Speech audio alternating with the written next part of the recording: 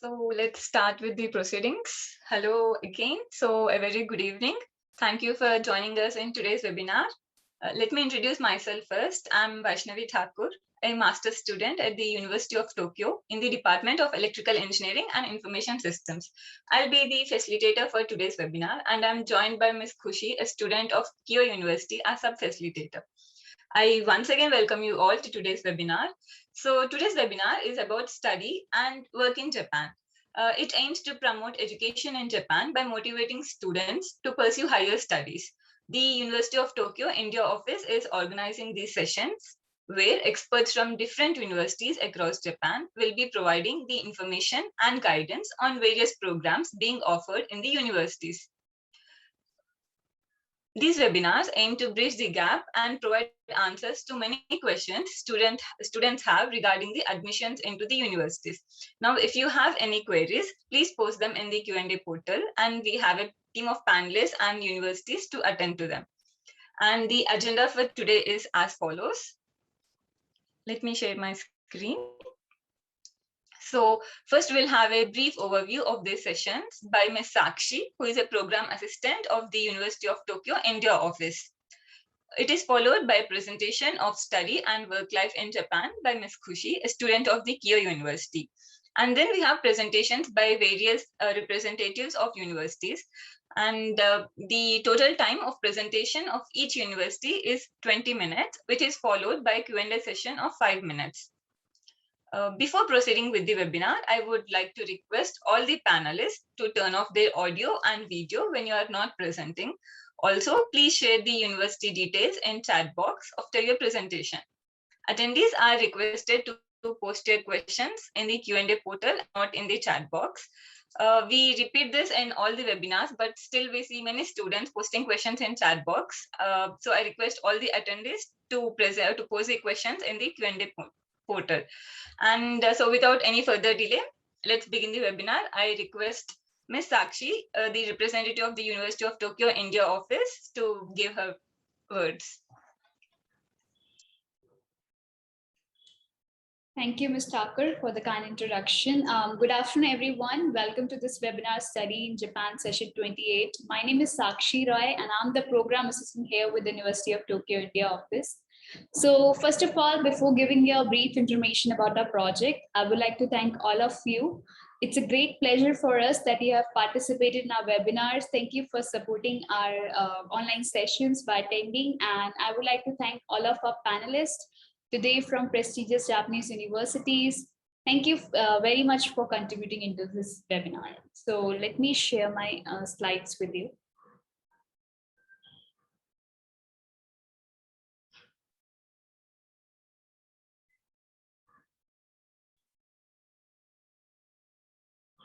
Yeah, is it visible, Ms. Thakur? Yes, yes. Thank you. Thank you. So this webinar, Study and Work in Japan, is hosted by the University of Tokyo India office and sponsored by MEX, the Ministry of Education, Culture, Sports, Science and Technology in Japan. About our office, we are the part of Study in Japan Global Network Project by MEX, and we provide comprehensive information on Japanese universities. We organize education fairs and seminars throughout India to spread awareness about higher education opportunities in Japan. So this time from our online webinar series, our mission is to introduce nearly 30 esteemed universities to you and to assist you to study and work in Japan. There will be 3 to 4 different Japanese universities representing in each session, national, public, and private universities. And all the universities are basically focusing to introduce English-based programs that are offered by them. I must tell you that in Japan, there has some of the best universities in the world, whether it is the University of Tokyo, whether it is the Kyoto University, KAUS, Ritsumeikan APU, Osaka, TIU, and many more universities which we have planned to introduce to you in our webinar series have been ranked among the top universities in the world. So if you consider studies in Japan, you will learn from the very best in the world. And once you graduate from a reputed university with a good level of working Japanese, you can easily get a job in some best MNCs, not only in Japan, but in other countries as well. So your chance of acceptance will be high because of your international student status. So it's really a great opportunity for all of you to participate in our webinars, and you can directly ask your queries to representatives of each university. I request all of you to please stay tuned with us till the end of the session and join our future webinars to learn about opportunities to study and work in Japan. Right now, you can scan this QR code to register for our upcoming webinars. And please don't forget to note down the contact addresses of each university. In case if you have any questions, you can directly contact them by email. So please, listen to each and every presentation very carefully, and please stay till the end. We have a lot of useful information to share with you. If anyone who like more information or has questions regarding study in Japan, you can please feel free to contact us at this mail address. We would be very happy to assist you.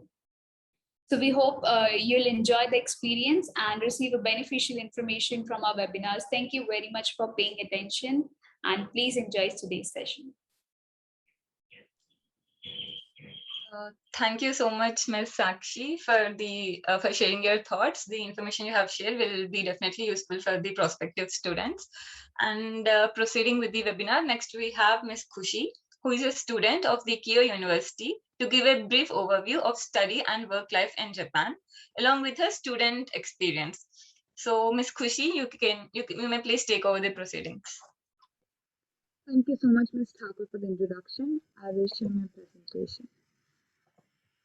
I hope you can see my screen. Yes. Okay, am I audible? Yes, you are. It's clear. Okay, thank you so much. So a very good afternoon to all the panelists and attendees. I'm Khushi Javeri from Kyoto University, and today I'll be talking about the study and work life in Japan. So I'll start by giving a brief introduction about myself. I was raised in Tokyo and I graduated from an international school in Tokyo. I am a third-year undergraduate student at Kyoto University, and I'm pursuing my bachelor's degree in environmental sciences and information technology. I am a member of the India-Japan Laboratory, the GIS Laboratory, and the SDPE Laboratory at Kyoto University. I am a recipient of the Kyoto University Scholarship, and I've previously interned at Shibara Institute of Technology, Hitachi, Tsukuba University, and last year I was also a member of the Social Innovation Hackathon that was held in collaboration with IIT and NIT. So why should you choose Japan as your destination to pursue further studies? Firstly, Japan is the third largest economy in the world with a population of 126 million and 47 prefectures. It is a member of the G7 summit with other developed countries including US, UK, Canada, and Germany. Japan ranks 9th in the Global Peace Index and has topped the Safe Cities Index for the third consecutive time. There are a range of international cuisines such as Indian, Italian, Nepalese, and Japanese available to students coming from the overseas.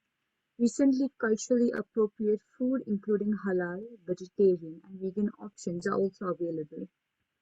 Health policies have also proved to be very beneficial to international students as 70% of the costs are paid by the government. There are several universities in Japan that offer English programs at undergraduate, graduate, and doctoral levels. In Japan, undergraduate programs are for 4 years, graduate for 1 or 2 depending on the program you're applying for, and doctoral for 3 to 4 years. The English programs in Japan are well renowned because the professors have great expertise in their respective fields and have created unique approaches to teach students. Japanese universities are categorized into national, that are founded by the Japanese government, public, that are led by local public entities, and private, that are based on founders. Japanese universities provide essential resources to students to help their personal and professional growth.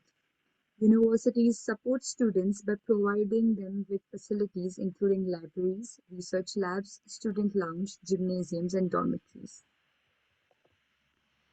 The fee structure is undoubtedly an important aspect while applying to universities. So we have presented a chart that helps one understand and compare the differences between the tuition fee in the US and Japan. The tuition fee of public universities in the US is 5 times higher than the ones in Japan, while the private universities in the US is 3 times more. The living expenses are somewhat similar, however, Japan is much cheaper than the US in terms of overall education. Financial assistance is also provided by universities or the Japanese government in the form of internal and external scholarships. The MEX scholarship and the JASO scholarship being some of the well-known scholarships within international students. In order to apply for the master's or PhD courses, it is crucial for the applicant to contact the supervisor of the program for admission assistance. So the job opportunities in Japan are countless. Graduates from Japanese universities usually tend to work for multinational companies like Amazon, Google, Toyota, and Panasonic. Graduates, especially with a computer background, have a great scope in Japan. The average salary after graduation is 3.9 million yen per year, which is about 27 lakh rupees. And Japan also has the lowest unemployment rate, which is 2.34%. Visa procurement is not a very tedious process, and the student visa can be upgraded to working visa if the student is able to find a job within Japan. So as one can infer from the graph, the number of dispositions for employment purposes from international students has been escalating over the years. 2019 witnessed double the capacity of international students than 2017. There has been a 50% increase in the number of dispositions. The number of students from Southeast Asia has been increasing because of the wide job prospects in Japan.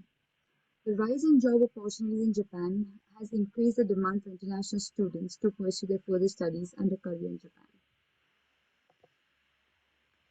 So from my experience, I can certainly say that my university has opened doors to several opportunities and experiences. The picture on the left is from an event called the Soki-sen, which is a term used for the baseball game between two prestigious universities, that are Kyoto University and Waseda University. The picture on the right is from the hackathon that was held last year in collaboration with IIT and NIT. In the India-Japan laboratory, we conduct social and cultural events so that students from both countries are given the chance to communicate and collaborate. In the GIS laboratory, we aim to approach different challenges of the environment by using various computer-based tools. Lastly, another very interesting factor of studying in Japan is the opportunity to experience various seasons. Compared to other countries, Japan does not experience harsh climates. One can enjoy different seasons in the country, for example, witnessing the cherry blossoms in spring to the stellar views in fall and winter. The diverse weather conditions give students the chance to experience different seasons and travel across the country. I would like to conclude my presentation here. I hope I encouraged you to consider studying or working in Japan, and I hope I was able to give students and parents an insight into the study and work life in Japan. Thank you for your time. Thank you so much, Ms. Khushi, for the wonderful presentation and also for providing an overall picture of how a student life looks in Japan. So let's proceed further. And now we'll move on with the university presentations as shown in the agenda slide. So firstly, we have the Kyoto University. I need not give any special introduction to it. It's a public research university located in Kyoto, Japan. And it is also the second oldest university in Japan. So they have a very active integration with many other universities abroad, and also the Kyoto-ness is found in the innate curiosity, spirit of inquiry, and the hunger for knowledge. So more information about the university will be given by Professor Nawata, the director of Kyoto University of Asian Center. Oh, thank you, Mr. Hu, for your warm and kind introduction. Good afternoon, everyone. Thank you for joining this session. I'm Nawata, director of Kyoto University ASEAN Center located in Bangkok, although now I'm in Japan. Next week, I will be back to Thailand. Today, I'm very pleased to know that many participants interested in studying in Japanese universities, especially Kyoto University, join this program. I hope you obtain useful information for your purpose. So let me share the screen.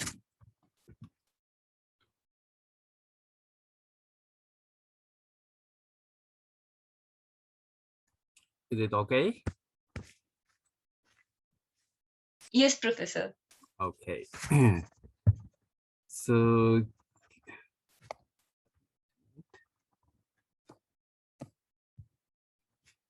Kyoto University was established in 1897 as the second oldest national university, as Mr. Otakura has already mentioned.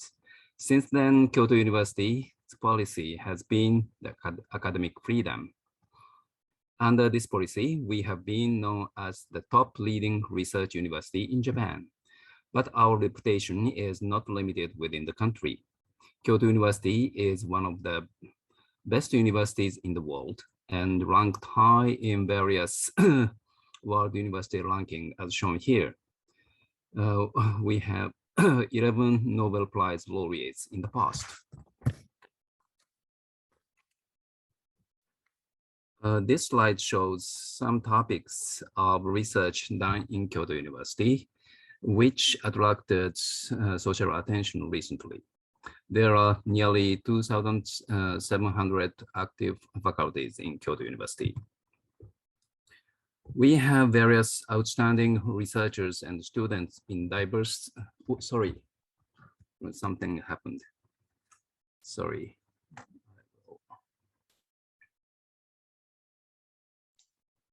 It's okay, Professor. You may just click on the presentation. Yeah, wait a minute. Okay, already visible? Not yet? No, not yet. Not yet. Already, so better to stop sharing and resume sharing again. Okay, wait a minute.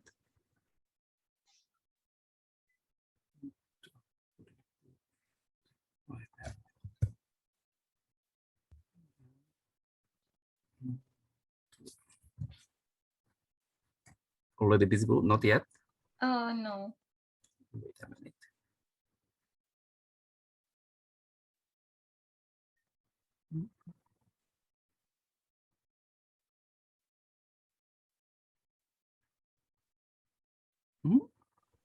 Something strange. Yes, we can see your screen now. Okay, so the top.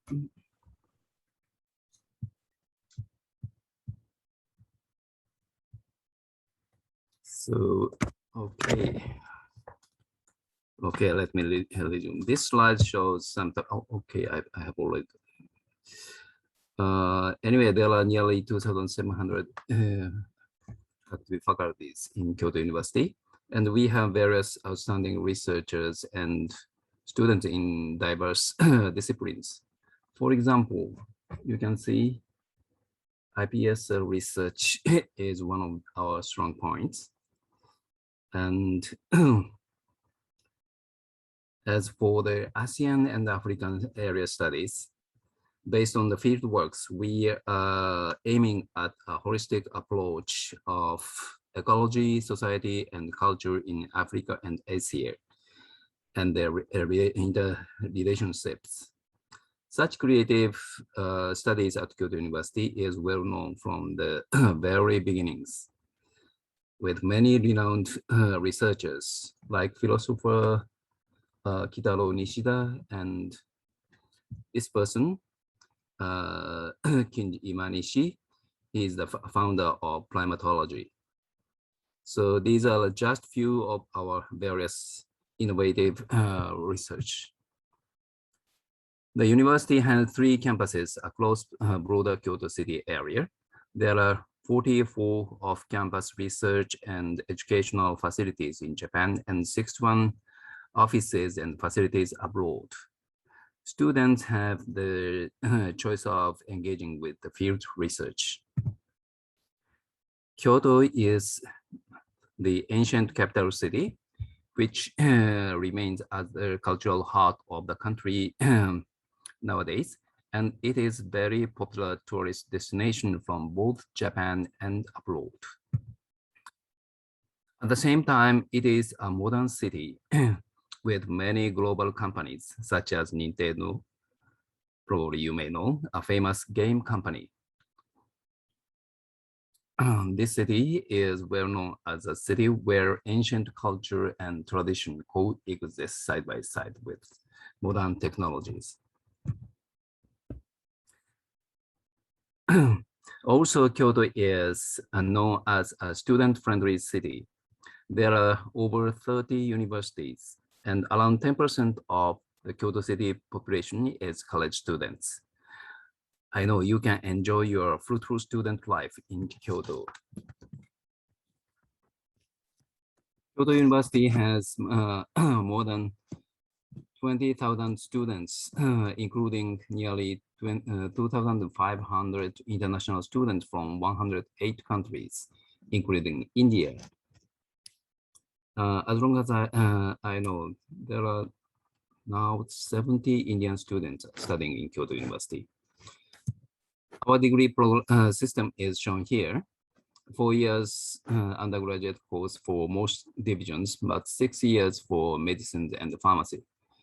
There are 2 study tracks in the graduate schools, a master's course of 2 years of study and a doctoral course of 3 years. Furthermore, there is a 5-year doctoral courses. Moreover, a system of professional graduate schools such as MBA and public health program to educate high-level professionals. We offer a wide range of study area under 10 undergraduate and 18 postgraduate programs.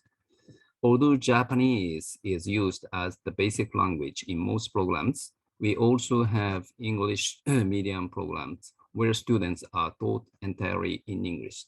They are called special international courses. Here is the list of those programs available in English. The right-hand part. Sorry. There are only 3 joint degree programs shown here, but we have more than 20 double degree programs with many partner universities in the world. For the undergraduate program, the only English taught program is Civil Engineering in Faculty of Engineering. This is a 4-year program leading to Bachelor of Engineering. The program aims to let students to learn to design and manage civil infrastructures while considering global environmental issues in urban and regional areas, particularly in Asian and African countries. For details, please visit the program website. This slide shows the Kyoto IAP. This is a 4.5-year undergraduate program, which enables students to learn Japanese and obtain the bachelor degrees as Japanese training is provided through the program. No Japanese language proficiency is required to begin with. In the first 6 months, Kyoto IAP provides intensive Japanese classes and some pre-foundation classes in certain subjects. First and second year, students study mainly in English, but third and fourth year, they study in Japanese. Students under this program receive full scholarship, including full or partial tuition and admission fee waivers. Actually, this is the only one scholarship program provided by Kyoto University. For graduate studies, various study areas available in English, shown here, from social science to engineering and oral biostudies. For details, please visit their respective websites linked from the university main website. Kyoto University is establishing university branch offices to support its international activities. There are currently 3 branch offices abroad. The European Center, located in Heidelberg, in Germany. The ASEAN Center, located in Bangkok, it's my center. And the North American Center in Washington, D.C., United States. These facilities function as university hubs, developing activities and capitalize on the distinctive qualities of each region. We also have 184 university level partnership shown here, the so-called MOU, and 143 student exchange program agreements. So you may get the opportunity to study as an exchange student in our partner university in the world. Since Kyoto University is a national university, tuition fees are relatively reasonable. There is no difference in the fees between international and local students. We have a full or half tuition exemption for students who have financial difficulty. So average living cost in Kyoto is around $800 per month. It is much cheaper than living in big city like Tokyo. We have 7 dormitories for international students. For your reference, the monthly rental fees in our international dormitories range from around $115 to $350 for single type rooms. International students are also eligible to apply for accommodation in public housing and Kyoto University's student dormitory. Kyoto University's student dormitory is much cheaper than the international houses. But many international students choose to live in private apartments. International students who have work permit are allowed to have a part-time job. Of course, there is a limitation shown here. Anyway, a wide variety of scholarship programs are available. Japanese government scholarship, as known as MEX scholarship.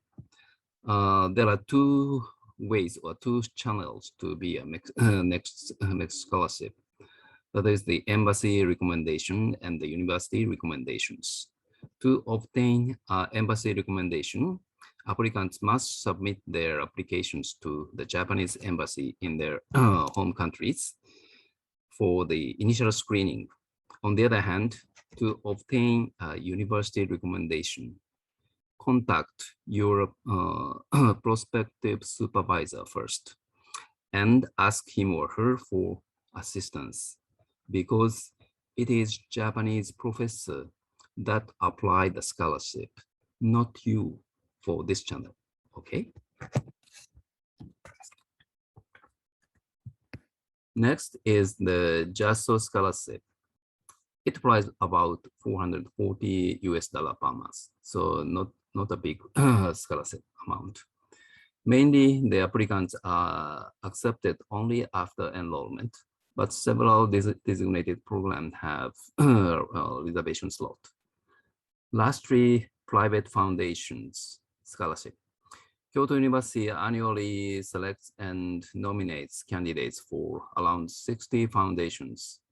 Each foundation typically selects 1 or 2 students from Kyoto University and provide around $500 to $1,800 per month. It depends on the foundation. To get JASO or private foundation scholarship, please follow your prospective department's guide after you get letter of acceptance or admission certificate. So this slide shows the several kinds of support activity in our campus for international students.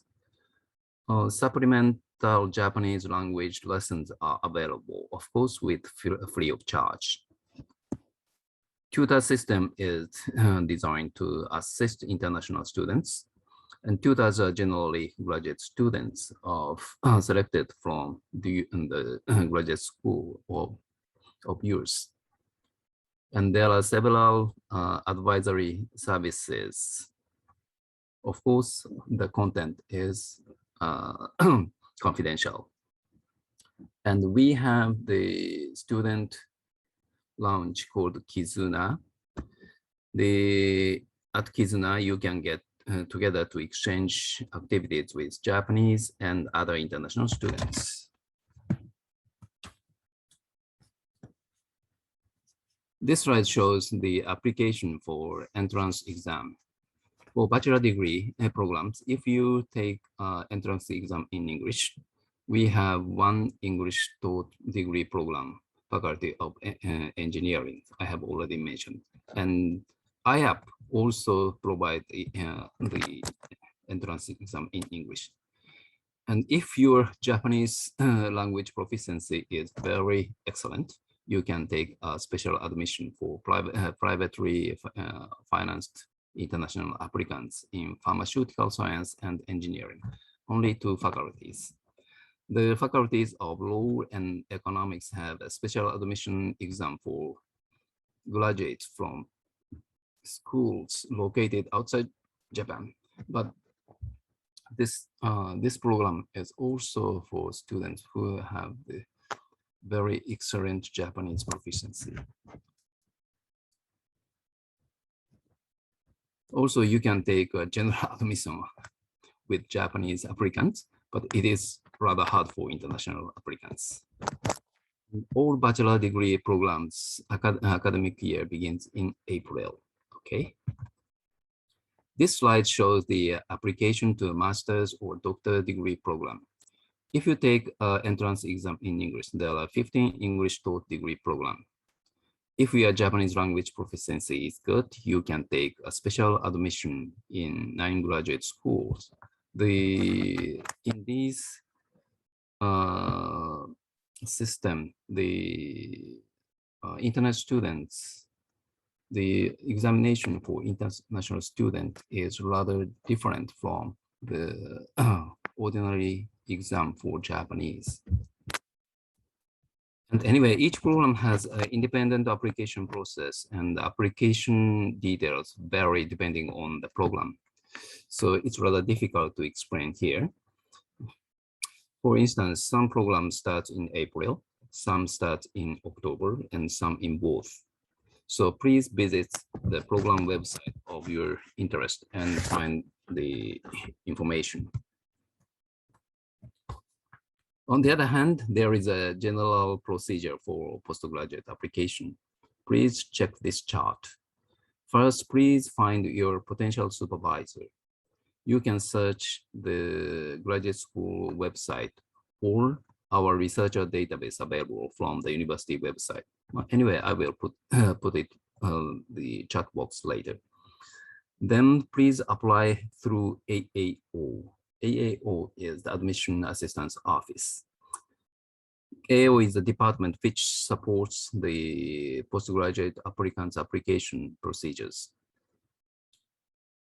who graduate from university outside Japan. They support you to contact the potential supervisors. If you're on the you get the positive response from the prospective professor, please communicate with her or him to issue a letter of approval. Finally, please apply to the graduate schools. Student entrance exam. For your information, some programs you may have to take the entrance exam in our campus in Japan. In such case, many international students choose to enroll as a research student first. But anyway, today I have very limited time, so I will skip the explanation of the research students.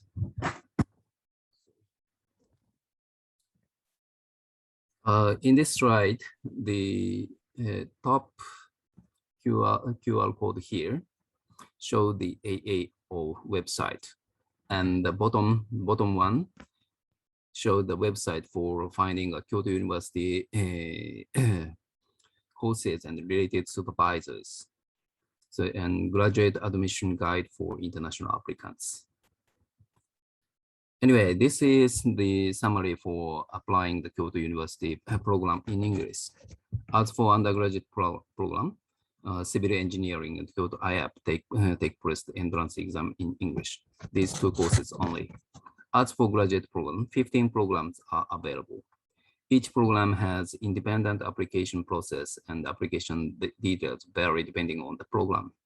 So please visit the program website of your interest and find the information.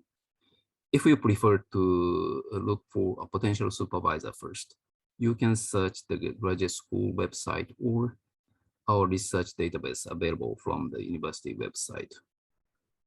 Okay. So this is the end of my talk. I hope you could find any information useful.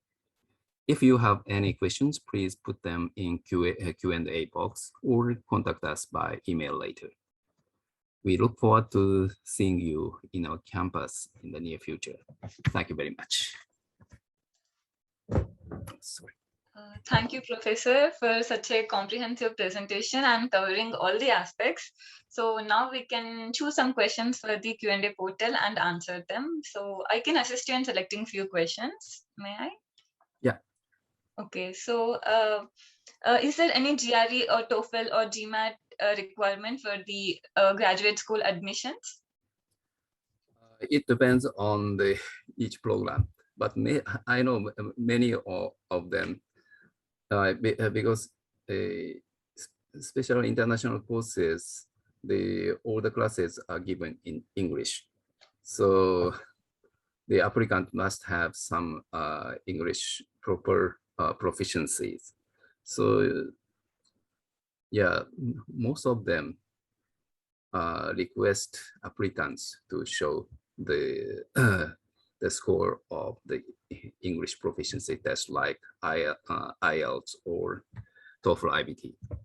Okay. Thank you, Professor. And in your slides, you have mentioned that there is a 6-month preparatory course for the undergraduate students. So do graduate students also have that 6 months preparatory course?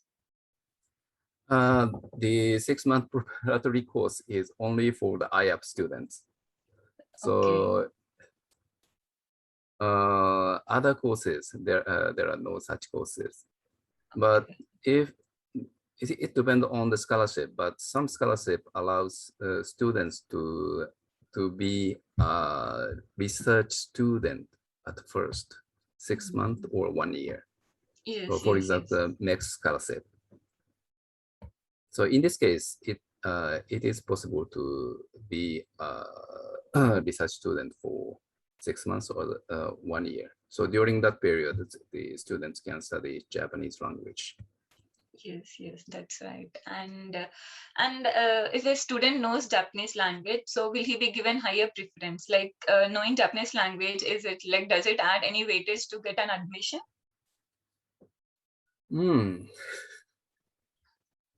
So for international course, there is no advantage at all. Okay. And ordinary course, so a very high level of Japanese proficiency is necessary. So N1 level or higher is necessary. So N1, 2, N1, 3, no advantage at all actually. So a student wants to know like if how a student can stand out in gaining scholarships. So being on the university side, you must be aware of what makes students stand out and how they can get scholarships. So do you have any suggestions for that? The concerning the scholarship, the Kyoto University provide the scholarship only for the IAP students, and other students, they need to look for the scholarship by themselves. So next scholarship and the scholarship provided by the private foundation. There are many private foundations now, but the one problem is most of the Japanese private foundation request applicants to have the high level of Japanese proficiency. So for obtaining the scholarship, the student, it is better to study Japanese language. Sorry.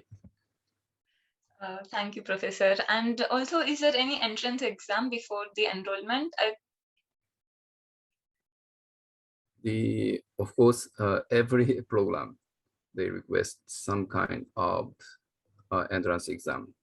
Okay. But as long as I know, most of the international programs, Today I explained one program, two programs in undergraduate and 15 programs in postgraduate courses. The most of the postgraduate program, students need not to come to Japan for the entrance exam. Usually the entrance, they need to apply the necessary documents, just Yes, yes. Thank you, including Professor. the recommendation letters or the transcripts or others, or English proficiency test score or something like that, and some interviews. Usually that's all. Okay. Okay. Thank you, Professor. Thank you so much for assisting in answering the questions. It was a very useful presentation. I hope students utilized it. And also, I would like to add one more point about the scholarships, as I found many questions. So one of the advantages studying in Japan has its scholarships. So there are like plenty of scholarships from the government, university, private organizations. So I think this is one of the greatest advantages Japan and the universities offer. So I once again thank you, Professor, for sharing the admission process of the Kyoto University. And now we can proceed to our next university. We have the University of Tokyo. So I need now, again, it is one of the topmost universities. So where a lot of questions in the Q&A box appear about this university. So now to provide more details about the university, I invite Professor Vorapong from the Graduate School of Information Science and Technology to take over the proceedings. Thank you very much for your kind introductions. May I share my slide? Yes, please. Yes.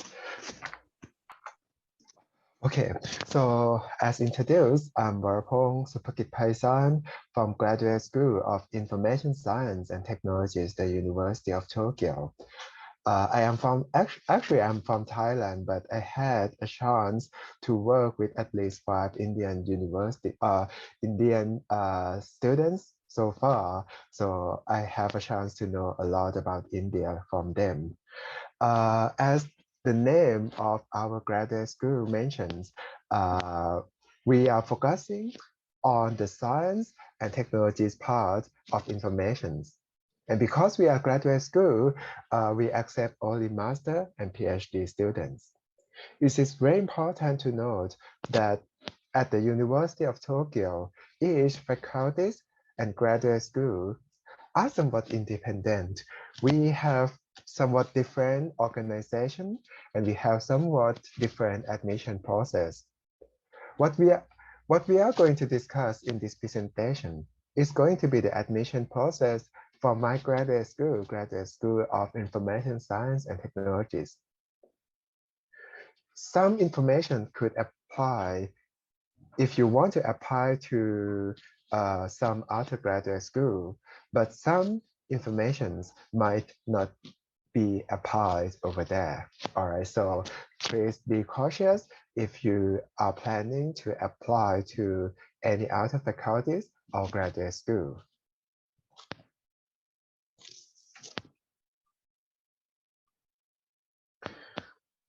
Okay, so here is some more information about my graduate school. We are one of the youngest in the University of Tokyo. We are established in 2001, so we are now 20 years old. We are going to celebrate our 20th anniversary soon in this November. We have 6 departments. Computer science, you know what this is.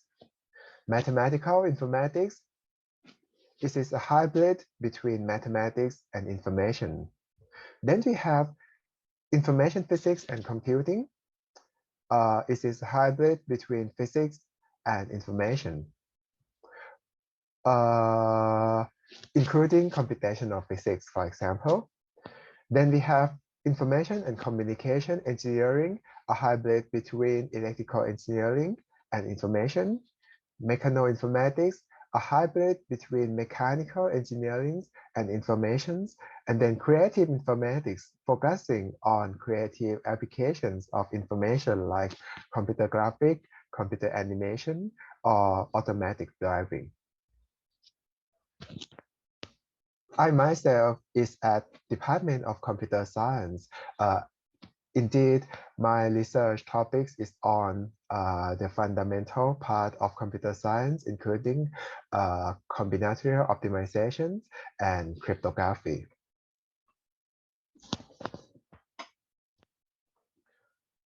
Our education is very research oriented. Even master students, they are expected to spend most of their time in laboratories working on research under the supervision of our professor. This will prepare our master students for their PhD course if they want to move forward to a PhD course. Our students are accepted at many top schools around the world, including our university, for their PhD course. Okay, so because we are focusing a lot on research, let me try to show you a few videos introducing research conducting at our graduate school. The first video that I would like to show you is the very recent research results. They claim that they are the first to build the true dragon in the world. I have a dream when I was a child. I'm from China, so we also dreaming of the dragon. I'm Mo Zhao from JSK Robotics Lab in the University of Tokyo, and I'm the assistant professor in this lab. There are lots of kind of the bio-inspired robots. People make the robot dog or robot cat. The dragon is not a real animal, but it's a kind of holy symbol in Asia. Imagine this robot like a flying human arm to do the manipulation on the air. Or you can change the lamp instead of humans, or to open the door like a human arm. Or you can also think this robot can transform like a snake, so it can exploration in a very narrow space. So I think this is one of kind of application in the disaster rescue. My name is Tomoki Anzai, master course student of University of Tokyo.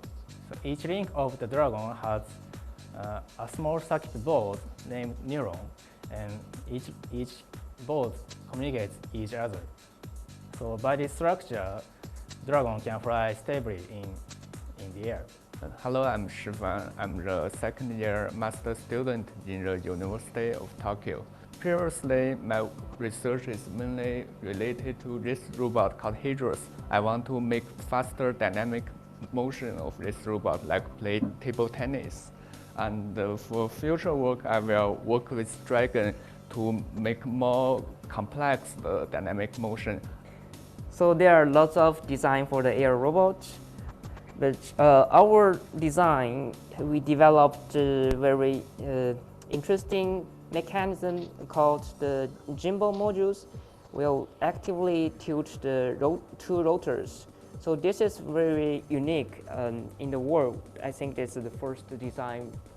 And we also have a very important part is the joint part.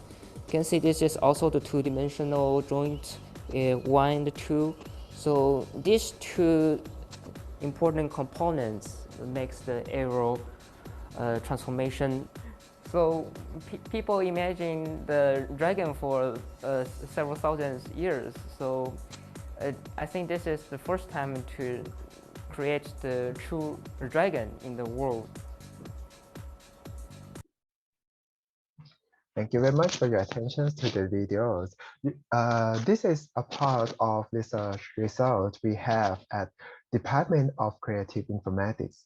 You can see over here that even though our school names is Information Science and Technologies, we are focusing on something broader than just information. We are focusing on something that are broader than just computer science and engineering. We focus a lot on the hybrid between information science and many other research areas. For example, in this video, this is a hybrid between the research on information science and mechanical engineering. So actually our graduate schools is welcoming everyone.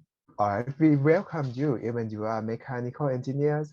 We welcome you even you are mathematicians. We welcome you even you are physicists or even you are electrical engineers. Even you didn't graduate from Department of Computer Science and Engineering, you are cordially welcome to our graduate school. All right, you are cordially welcome to join us, learn more about computer science and engineering, and probably get a job in IT industries after the graduations.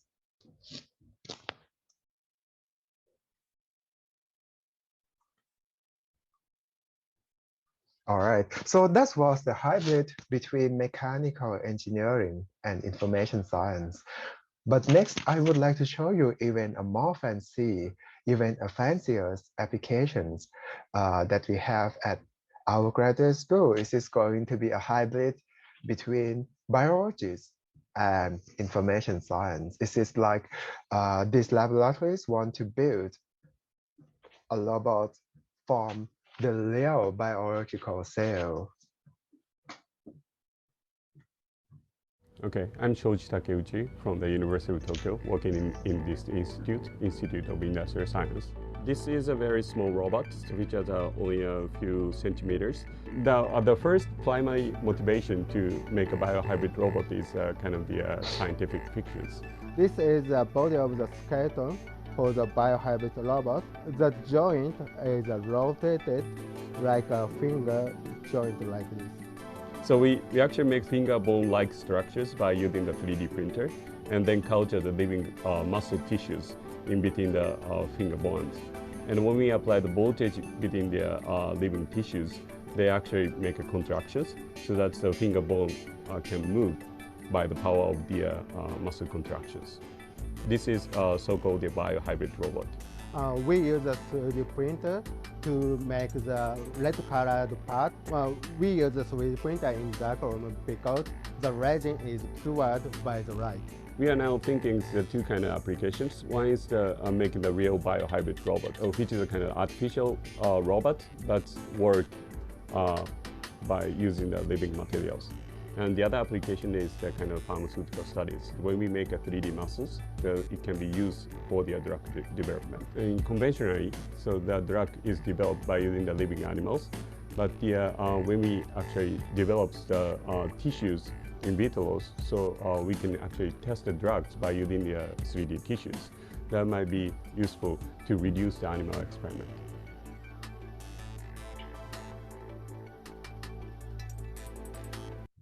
All right, that's were two research that I have some videos explaining about them.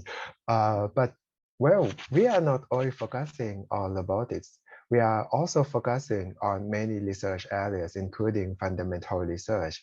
For example, in this slide, it is our research on very fundamental algorithms. Over here, we did propose an algorithms to multiply two matrices.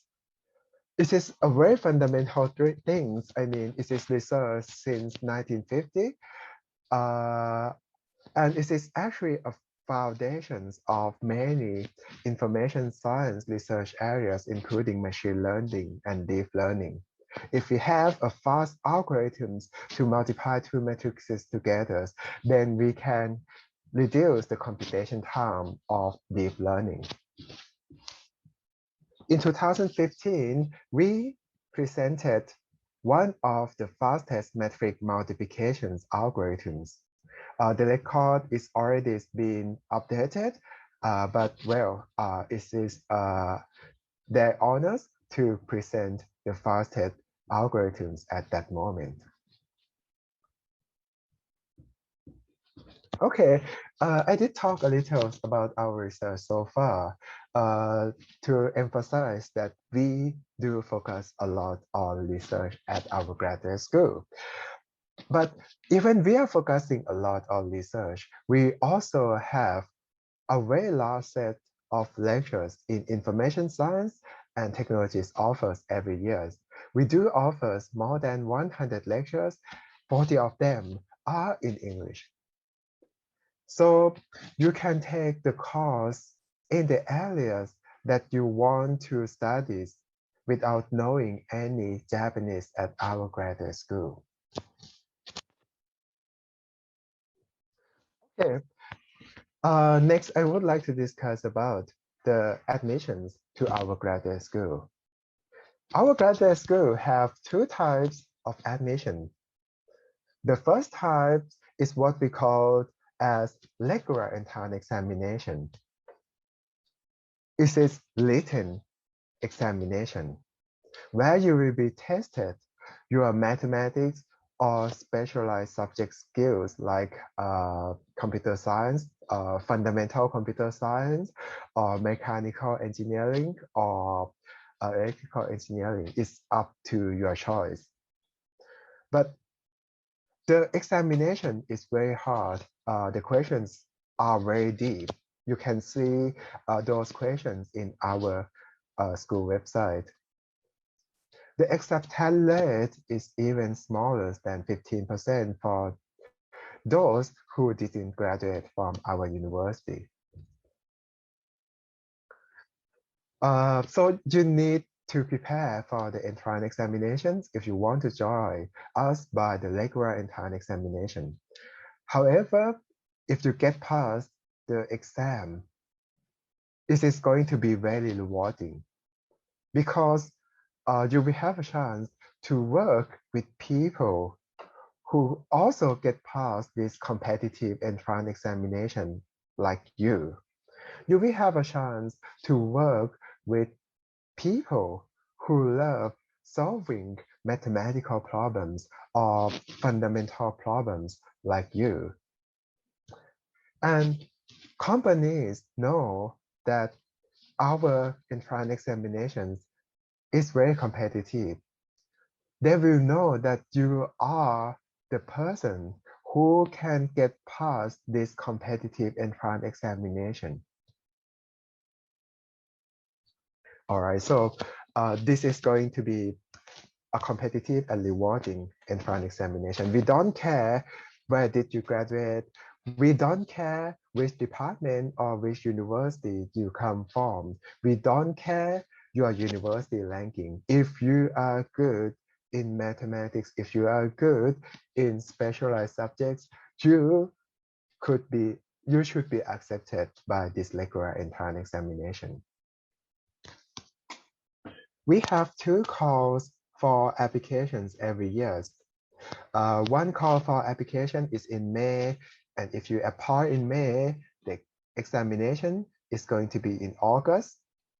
And if you get accepted, you can choose to join us in either September or in April. The second call for application is going to be in November. And if you apply in November, then the examination is going to be in February, and the enrollment will start from April.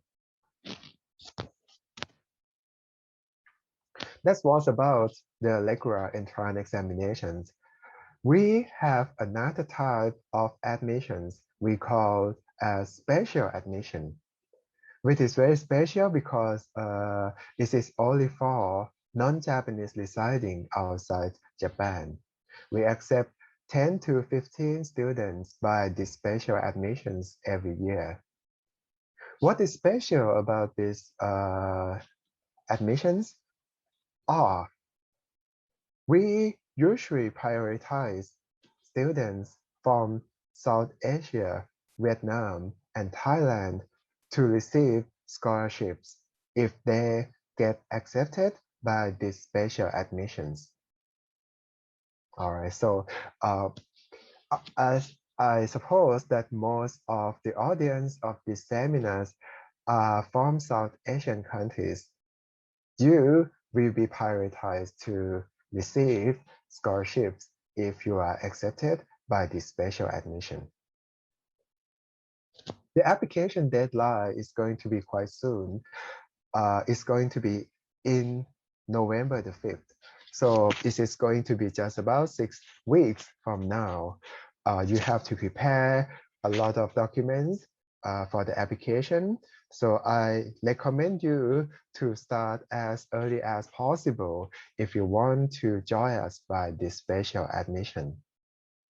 And if you are accepted, your enrollment will start from next October, which means that even you are not graduating now, if you have a plan to graduate in next May, you can also apply to the special admissions. The information about the special admissions can be found at the link in this slide. This link will be pasted at the chat box after my presentation. And if you want to join us by the special admissions, what should you do in the first step? In the first step, I recommend you to go to our website. Over there, we have a list of our professors together with their research keywords. Find the research keywords that you want to work in the next 2 or 3 years, and contact the professors who are matching with that keywords. Contact them, have them permit you to join their lab, and that is going to be the first step. Okay, as mentioned before, the deadline is going to be in November. This is November the 5th. After that, we will have document selection. The result of the document selection will be announced in early December. And we will have a second last selection that is going to be an online interview on December the 15th. And we will announce the final selection result in late December. So all the process will be done within this year.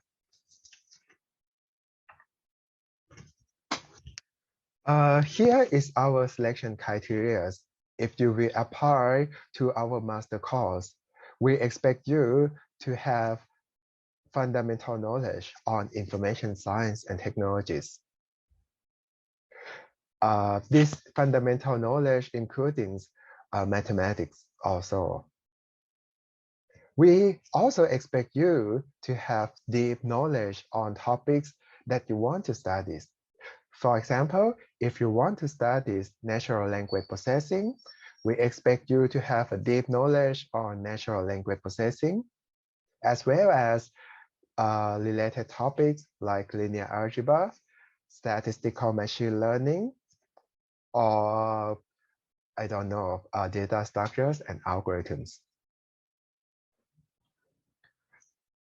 If you will apply to our doctoral course, in addition to those fundamental knowledge, we expect you to also have some research abilities. We will test if you have capabilities to design research issues on your own during our document screening and our interview. That's all from me. Thank you very much for your attention. If you have any questions, I will post our contact information to the chat box soon. So please contact us by that email address. Thank you very much for your attention. Thank you, Professor, for your presentation. It was really wonderful to see the research videos too. So, like, we can quickly take 1 or 2 questions from the Q&A panel. So, like, are there any research or research internship opportunities in the Department of IST? Thank you very much for the questions. We unfortunately have just finished organizing a research hackathon on last week. So, at this moment, we don't have any internship program available. But probably we will organize some internship program, including the Sakura Science program supported by JST, which will be presented soon by Nishikawa-san. We probably will organize it within next year. Yes, thank you, Professor. And you have mentioned about the entrance exam. And also besides that, is there any GRE score requirement? Thank you very much for the questions. Also, we don't consider any SAT or GRE scores because we have our own examinations. And in my opinion, our entrance examination questions are more challenging and I don't know, more interesting than those questions. Yes, that's right, Professor. And thank you once again for answering the questions and for your wonderful presentation. So let's move on with the next university. And now we have Ritsumeikan Asia Pacific University. It is one of the top leading international universities in Japan. And Professor, can you please stop sharing your screen? Yes, thank you. So let's look at the agenda slide. As I mentioned, so next we have the Ritsumeikan Asia Pacific University. It is one of the 4 universities in Japan to achieve the AACSB accreditation. And I invite Ms. Ishana, the representative from India office, to provide more details about the university. Thank you, Ms. Thakur. I'll just share my screen if that's all right. Yes. Okay, thank you for the kind introduction. So we are Ritsumeikan Asia Pacific University. We are known to be the most international university in Japan because 50% of our student body is international students. And of course, we have a lot of scholarships to encourage international students to come onto our campus. So as you can see, we are located on a beautiful hilltop. It's in a city called Beppu. And I'll show you where it is on the map in a minute. But we have a lot of greenery, a lot of fresh air, a beautiful view of the Pacific Ocean. And coming to our student body, so we have about 5,700 students. It's mostly focused on undergraduate. Postgraduate, we have 200 seats, so it's very competitive. We have this, as of the pandemic year, we had 47% international students, but usually it's 50%. We have about 50% international faculty as well. So you'll be taught by leading professors from around the world. And we have a very strong alumni network in almost 160 countries. So coming to our achievements, we are a very young university. Unlike some of the other universities here with us today, we're compared to them, we're just a baby. We're 21 years old because we were formed in the year 2000. And for us, our rankings are a huge achievement because it's very difficult for young universities to be recognized by international ranking bodies. But we are ranked 5th out of 640 private universities by the Times Higher Education University ranking. So hopefully as we continue to grow in terms of strength, we will continue to grow in rankings too. So this is the map of Japan, and here is where we are located. The closest big city is Fukuoka, and we are a 1.5-hour flight from Tokyo. So this island is called Kyushu, and the prefecture is called Oita. So Beppu is maybe not a city that is well known to people from India and other countries, but within Japan, it's extremely popular because we have over 2,000 natural hot springs. So, as you can imagine, we have a lot of tourists coming in for the onsens, and we have a lot of natural beauty, of course, a very safe city, and being a very small city, it's also very affordable. So we have, this is the undergraduate courses. So overall for both masters and for undergraduate, we have 2 streams or 2 fields. There's international management and there's Asia Pacific studies, which is social sciences. So at the undergraduate level, we have APM, which is our College of Management, where you can get a BBA degree. And we have APS, which where you can get a Bachelor of Social Sciences. So students would be, all our courses are in English. You do not need to know Japanese language when you come to APU, but at the undergraduate level, we do make it a point to teach all our students Japanese language. If you happen to know Japanese language, then we'll be assessing you on your abilities and then putting you in a class with students that are kind of starting at a similar level. And if you don't know Japanese at all, then we'll be teaching you Japanese from scratch. So in your first year, you would be focusing a lot on the language. And then from your second year onwards, you'll be focusing more on your degree and your optional subjects. But in the first year, you receive mostly introductory subjects for the specializations that you're choosing. So, and the reason why we teach Japanese language in the first year is so that you, of course, have more employment opportunities from an early age. You can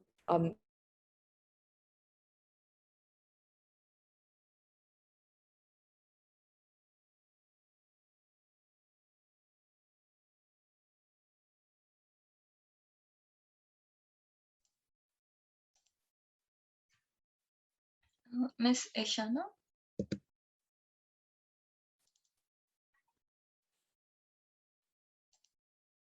I think there must be some network connectivity issue. So,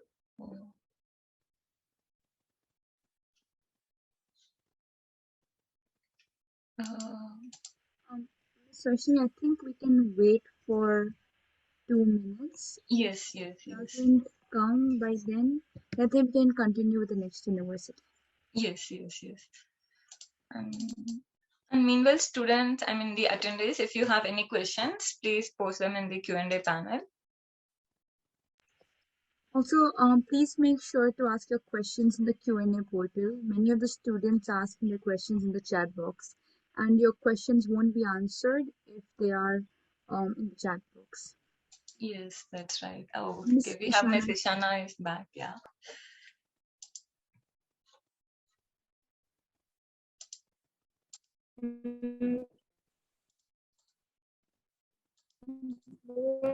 So sorry. I swapped internet, so it should be fine now. Yeah, to change lessons up until their fourth year. So coming to APM, we have been accredited by AACSB. So let me come to this slide. So AACL, the top business schools in Japan, the US, etc., all receive this accreditation. And so it allows us to have exchange programs with top business schools globally, such as Harvard, NUS, etc. And we are also accredited by MBA, so AMBA. That's a recent accreditation. We have a lot of out of classroom experiences. So basically our students get to do field studies. We organize something called Global Business Case Challenge. So where international students come to our campus, we invite industry leaders to come in, and then students basically have to deliver presentations to these companies, real challenges that the companies are facing. And then of course their awards and prime, they happen to get brilliant job opportunities. So now coming to Asia Pacific studies. So we have 4 specializations here as well.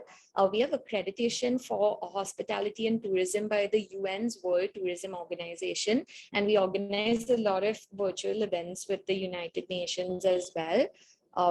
Recently, the president of our university hosted one focused on careers at the UN. So even HR people at the UN were there to talk about what it's like to get started in the UN and how you can build your career within the organization. But yeah, that being said, we're equally strong in all 4 specializations that we offer. And again, the same flexibility exists here. A lot of students who study at Asia Pacific Studies College happen to work for diplomatic bodies, NGOs, even advertising companies like Dentsu.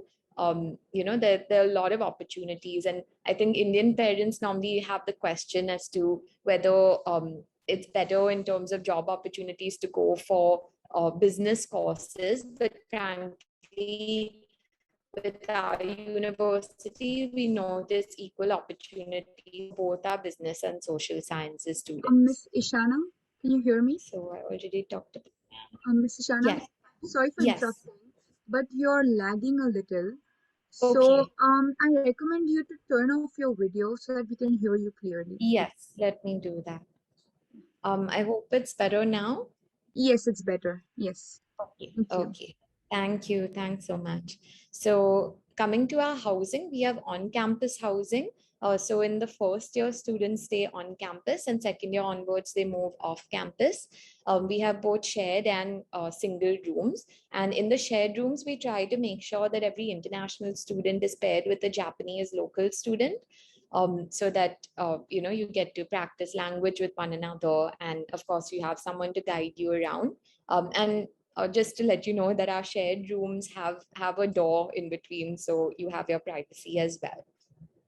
And then moving off campus, so in fact, I'll come to the cost in a bit, but the first year tends to be the most expensive because of on-campus living, and second year onwards, the living cost comes down significantly. This is also because a lot of students from their second year onwards choose to opt for part-time jobs. First year, maybe they're a bit busy making friends and exploring and being active on campus. But part-time jobs essentially end up paying students enough to be able to cover their living expenses, especially from the second year onwards. And initially, you would be getting part-time jobs, maybe working in the library, assisting a professor, or working in cafeterias, restaurants, hotels. But then from your third and fourth year onwards, you can get solid internships as well. We have a very vibrant student life, being a pretty small university and located in a small town. You can imagine there's a lot of activity on campus. So we've got more than 110 student clubs in sports, culture, arts, and in almost anything you can think of. So coming to our scholarships, we have our own in-house scholarship, where it reduces your tuition fee from anywhere between 30% to 100%. We also have some private scholarships, which I'll come to. So this is what your tuition fee would look like. If you didn't get any scholarship, you'd be paying 9 lakh rupees a year. But that being said, pretty much every student who applies and is able to get admission gets some scholarship or the other.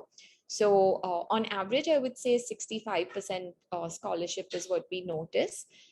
So let's say if you get 65% scholarship, then your tuition fee comes down to 3 lakh rupees.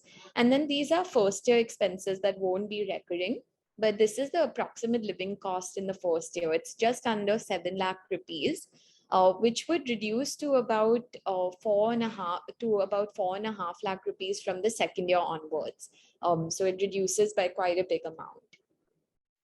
And so we come to external scholarships. So these are scholarships you can get on campus from your second year onwards, whereas this is a scholarship you can secure for yourself when you're applying to APU. You get it in hand, of course, before confirming your enrollment and before actually choosing to study at APU. And it's guaranteed, so you don't have to keep reapplying for it every year. So whereas with this scholarship, you won't know whether you're getting it or not until you go to Japan. I know of Indian students who've got the Ando scholarship, even the JASO scholarship. So it pays about 35,000 rupees a month. So that helps with living expenses. We also have 150 exchange programs in 43 countries. So let's say if you want to study at SMU, which is Singapore Management University, you can do a semester there. And luckily, whatever fees you're paying to APU, and of course, you might have a scholarship as well.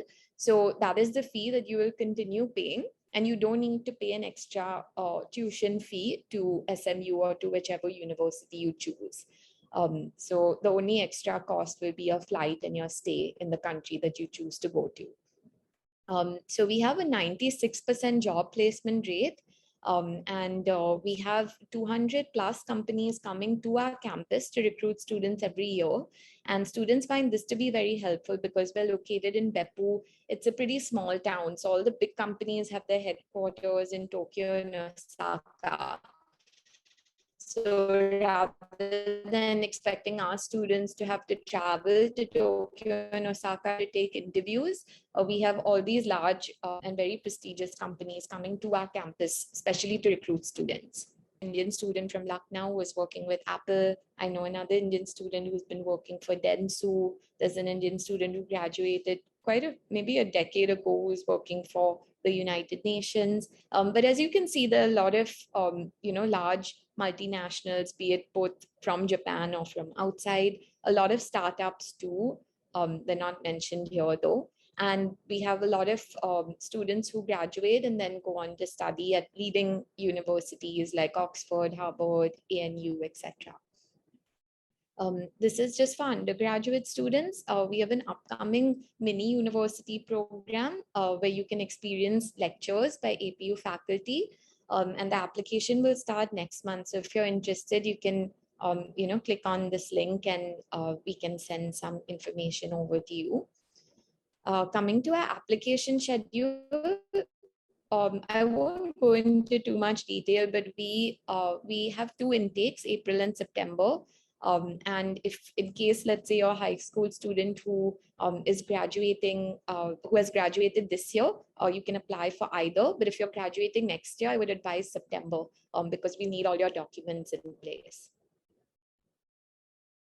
And our application is pretty simple, but I won't really go into too much detail. I think whoever's interested can get in touch and I'll walk you through it because those are some of our more boring slides. So coming to graduate school, we have again 2 fields. So you have social sciences and you have business. So for business, we have a 2-year MBA program, and these are the 4 different specializations that we offer.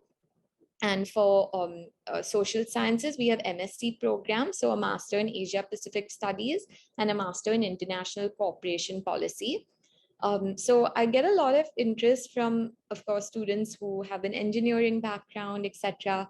For them, I would recommend the Sustainability Science course. It's something we've launched very recently, but we've got tremendously positive, good feedback for this.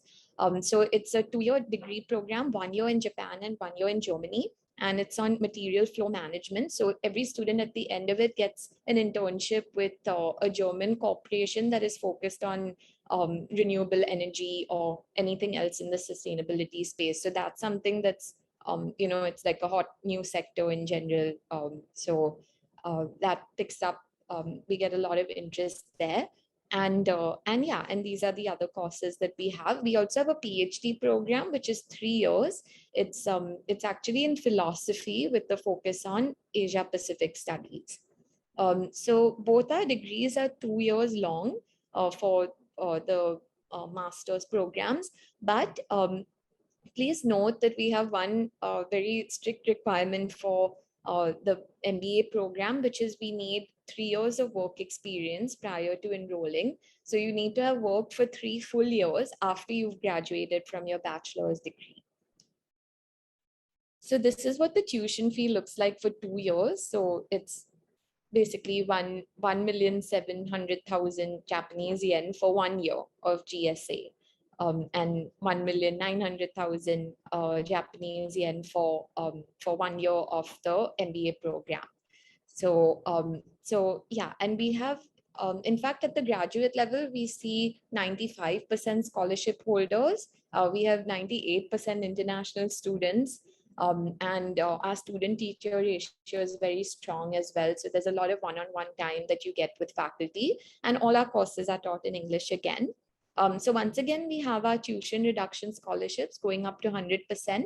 And then we also have external scholarships like MEXT and Asian Development Bank and others. So basically, whichever scholarship, you'll be applying for multiple scholarships, and whichever one is the highest will apply for you. Because let's say if MEXT happens to be very competitive in a particular year, it's possible that APU may be able to give you a higher percentage scholarship or vice versa. But whichever is the highest will apply.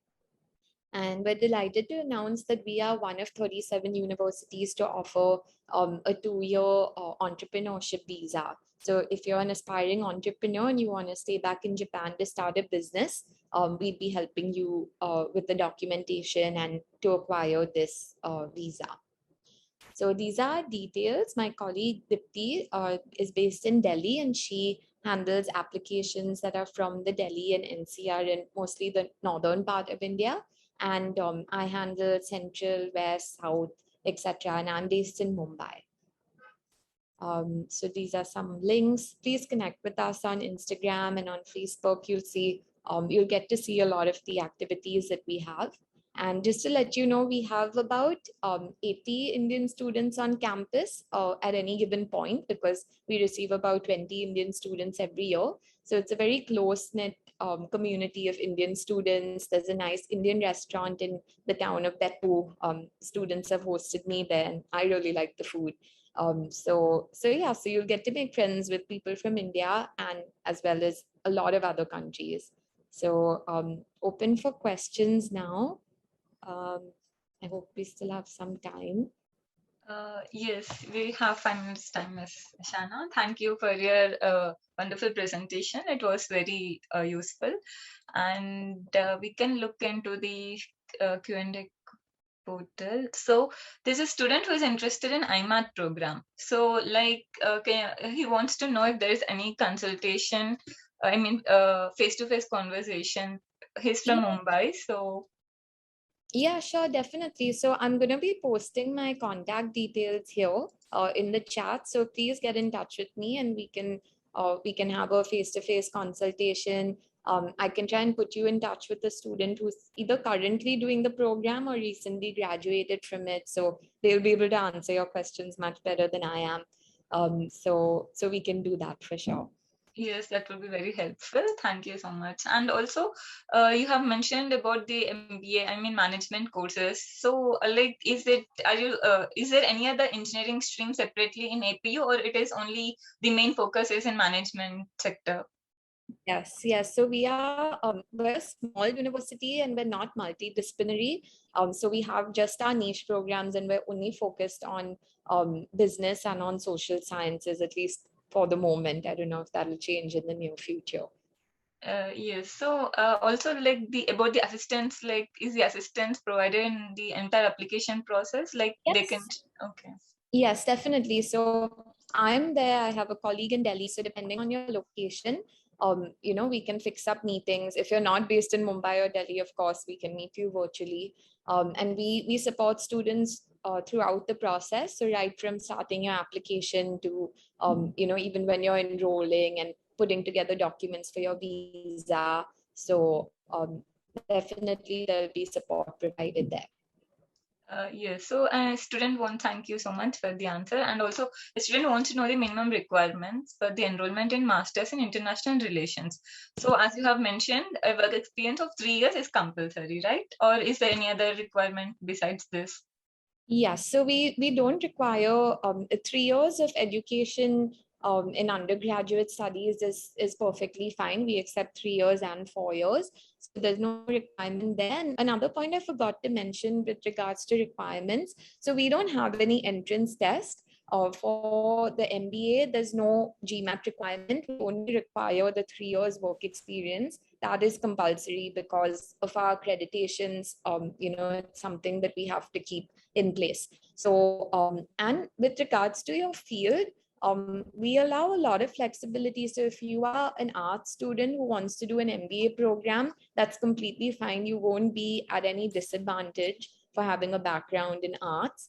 Or even engineering. There are a lot of Indian students who are studying engineering, maybe because their parents wanted them to, or they tried it, but they weren't really liking it. So at the master's level, they want to do business instead, or they just want to complement their skills in engineering with business. So it goes both ways, even for our social sciences. Even if you've studied engineering or studying, business, and you want to swap over, come to APU and study something totally different, we are perfectly fine with that. We look at your academic records. We look at how consistent you are as a student. We get a recommendation from your university.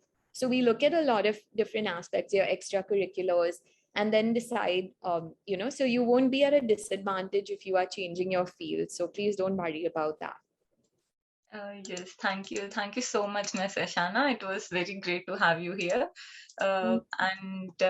So yes, let's proceed with the next agenda slide, please. So the next university. So now we have the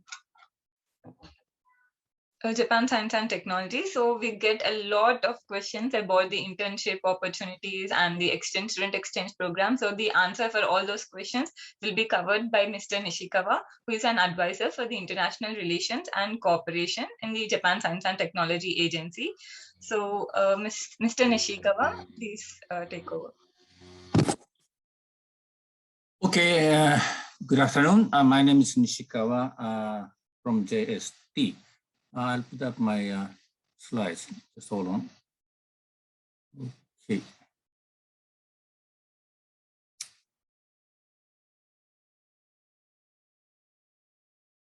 Today, I'm going to talk about a program, invitation program, short-term invitation program to Japan.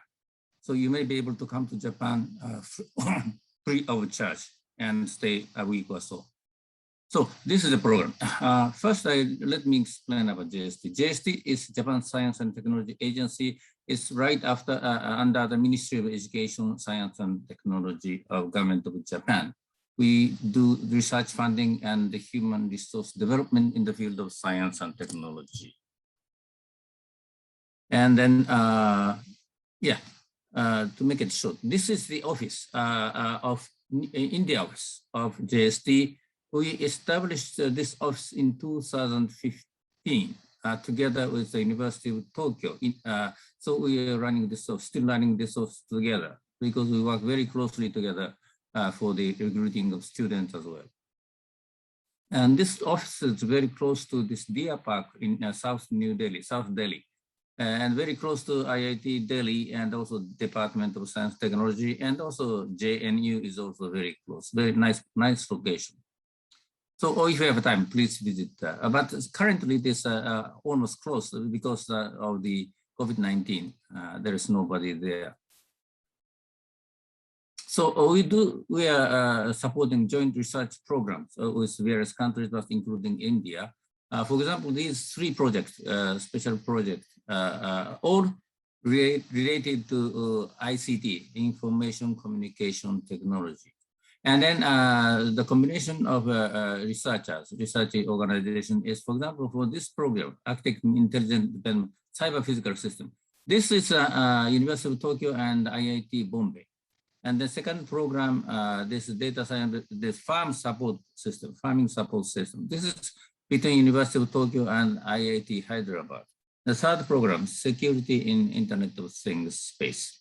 This is being carried out between Kyushu University and IIT Delhi. So this project was started in 2016, just right after I was based in Delhi. I was in New Delhi since 2015 until 2018. I was there 3 years.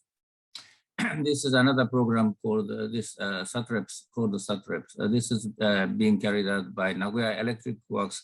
This is one of the largest traffic signal company in Japan, and together with Nihon University of Japan, and also counterpart is IIT Hyderabad. They are doing the research of smart city and reduce the traffic jams in the smart cities. And then some other projects are just going on. And then this Sakura Science program, this started in the year 2014, but India was included in the year 2015. Right after I was based I went to India. And so this is a short-term introductory invitation program. Introductory means we would like to invite young people from various countries as a first-time comer, first-time visitors, and to get to know Japan, and especially in the field of science and technologies. So time of visiting period is about 1 week and maximum 3 weeks. You can stay in Japan. And then it was up until last year, it was from 41 countries around Asia and Pacific. But now, starting this April, we expanded this area to the whole world. So any country can apply. can visit Japan by this program. And also in the past, it was only in the science engineering stream people were invited. But now, starting this year, we decided to cover the humanities and social sciences people, students and the teachers and so on. So almost anybody can use this program and visit Japan. And then this program is a kind of an open application type program. That means applicants, that is the host organization in Japan, they can be the applicant for this program. So for example, high schools in Japan, universities, research institute, private companies, NGO, NPOs, and those other registered organizations in Japan can be the applicant and also can be the host organization. They make a program and apply to JST. And then this is the process. Receiving organizations submit a proposal to JST, and we evaluate this program. And if we think it is appropriate, then we award of the program is made. And also, if it is awarded, that means nearly 100% expenses will be covered by this program. And then there is receiving organizations, they will implement the program within the same fiscal year. That is by the end of, by March each year. So there are some conditions. That is, your age has to be 15 and above or 40 and below. So in between these, so we target this program for the very young generation of people. Of course, you have to be very good people, students or researchers, high performing, you have to have a very good score in science and technology. And also humanities, social sciences are now being included. And you have to, of course, be able to communicate in English. And this number 4, this is very important. You have not stayed in Japan before. That is, if you stayed in Japan for 1 year and studied in Japan or something, then you cannot apply. You cannot come by this program. But if you just visit Japan as a tourist for a couple of weeks or so, then it's okay. You can come by this program. This is an example of the implementation of the programs.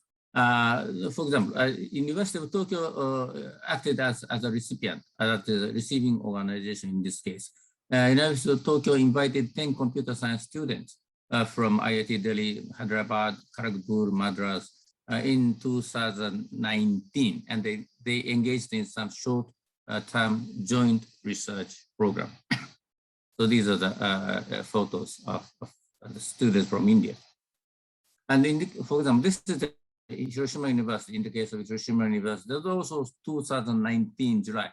They invited people. These are from various countries, and they had some tech program also. And this is a atom bomb dome. This famous monument of the World War II.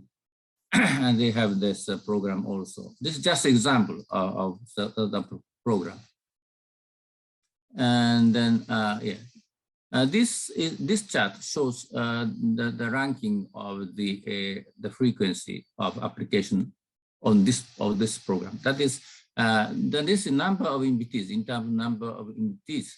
So number 1 is Miyazaki University. They already invited 757 people from outside, from all over the world. And then number 2, Okayama University, Osaka University, Tokyo Metropolitan University, Shibaura Institute of Technology, Kyushu Institute of Technology, and the University of Tokyo. All these top universities, they are users of this program. And then so many people have been invited by Sakura Science Program. And this is a number. This started, as I told you, 2014. First year, nearly 3,000 people invited. And then 2019, 18, and 19, nearly 7,000 people each year were invited. And now, in total, over 33,000 people from 41 countries have been invited. And from India, for example, 2,849 people were invited by this program for the last 6 years, because last year, 2020, nobody visited Japan by this program due to COVID-19 pandemic. So, you see, number one is number is China, 10,000, and number two, Thailand, 3,500 over. But considering the number, population of students, India should at least come to number two, or maybe even number one. So maybe I hope more and more people from India will come to Japan by this program. And then, and this is just example, you know, this school, you know, was invited. This say some of the students from this high school, Indian school in Tamil Nadu, they came to Japan by this program. And then she was now, was admitted to University of Tokyo, peak course of University of Tokyo. That is, peak course means in all English, you know, you can graduate in all English alone. And then this is a website, our website. This Ashok Shankar-san, he was the one I met in Chennai when we had an educational fair like this physically. And then I met him and I explained this program. And then he tried to find the partner in Japan. And then about 10 students from his school was invited to Japan. And then out of 10 students, two students, one is this person, and the other one was admitted to University of Tokyo, the other was Hokkaido University. So 2 students now studying in Japanese university. Of course, they're doing it online. So this is just typical example, you know, how it is closely connected to studying in Japan. And this is, whoever visits Japan by this program becomes the alumni of Sakura Science. We call it Sakura Science Club. This is the alumni association. And we had the first alumni meeting in New Delhi in the year 2018. This is a Japanese ambassador's official residence. We had this ceremony, alumni meeting, first meeting. And this photo, he is the ambassador of Japan. Then, of course, he is now went to some other place. And the main guest, which we invited was, I'm sure you know, the Professor Vijay Raghavan. He's the principal scientific officer to the government of India. So he's the #1 person in science and technology in India. And that time, we selected coordinators of the Alumni Association for India.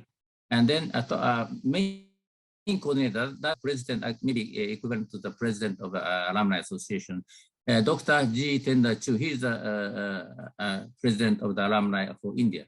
He is actually assistant professor of ISA Pune. He's a professor in Pune. So he's still acting as a main coordinator. So maybe if you come here, maybe he's going to take care of it. And this second alumni meeting was done in 2020 in February, just before the COVID-19 pandemic started. So we are very lucky we were able to have this meeting. We had this second alumni meeting in IIT Hyderabad, IIT Delhi, campus, you know. And he is the ambassador of Japan. And this is myself and some other participants, you know. And then a third alumni meeting for India was done this year, but this is online, May 29 this year. We had we invited the prominent scientists, Indian scientists who are doing the research in Japan. Professor Muralidhar Midiyara-san and also Rajiv Shaw, these top professors who got the award for Pravasi Bharatiya Samman Award. You know, this very prestigious award, or these two professors got this year, actually. So this is the photo of our Zoom, our online webinar, alumni meeting. The top person here, he is Jitendra, Dr. Professor Jitendra Chu. He's the main coordinator, and to his right is ambassador, current ambassador, and the left, this is myself. And here at the bottom, he is Mr. Miyauchi of University of Tokyo, India, office director of this office. So all these people got together online. And then not only India, we had this alumni meeting in Sri Lanka as well. This in 2019 February, we had this alumni meeting in Sri Lanka, in Colombo. And then we have also alumni of Japan in Japan, Sakura Science Club in Japan. And then that means those students who visited Japan by this program again come to Japan to pursue higher education in Japanese university or graduate schools and so on. So this was carried out this year, March 6th this year. This is also online. And keynote speaker was Dr. Mori Mamoru. He is the first official astronaut, Japanese astronaut. He was made a keynote speech. So, the most important thing, before just conclude, the most important thing, if you want to apply for this program, this you cannot, an individual cannot, but only the organizations. That means sending organization, that means your school or your university or your research organization can be the sending organization. But the sending organization must find the receiving organization in Japan. So if you are a student, you request your teacher or your professor to find some partner university or partner school in Japan, and then persuade them to apply for this program. So this tie-up between Japanese schools or the Japanese universities and, for example, Indian university or schools, this tie-up is very, very important. And just before ending this session, I will show you some of the very most important website here for coming studying in Japan. We have an organization in Japan called the Japan Student Services Association. We call it JASO in short. They have this website, university degree courses offered in English, and also scholarship of international students. All these are mentioned in this website. I'll put it on the chat box here. So please, if you are interested in coming to Japan, please visit this site. This is very important. Okay, I finished my speech. Thank you very much.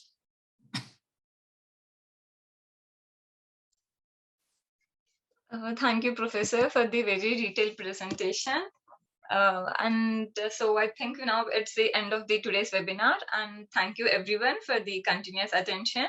I hope it gave you an overview of the application process in various universities in Japan. For information about more universities and the scheduled webinar, please scan the QR code. It will be shared on the screen very soon. And I once again thank all the panelists and the attendees for being very attentive throughout the session. So let's end it here.